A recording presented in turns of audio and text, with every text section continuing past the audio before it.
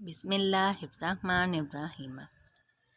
हज़रत महमूद बिन लब्बैद रज़ी अल्लाह ताला अन्हा से रवायत है कि रसूल अल्लाह सल्लल्लाहु अलैहि वसल्लम ने फरमाया, दो चीज़ें ऐसी हैं जिनको आदमी नापसंद ही करता है, हालांकि उनमें इसके लिए बड़ी बेहतरी होती है। एक तो वो मौत को पसंद नहीं करता, हालांकि मौत इसके लिए फितने से बेहतर है, और दूसरे वो माल की कमी और नादारी को नहीं पसंद करता, हालांकि माल की कमी आखिरत के हिसाब को बहुत मुख्तसर और हल्का करने वाली है।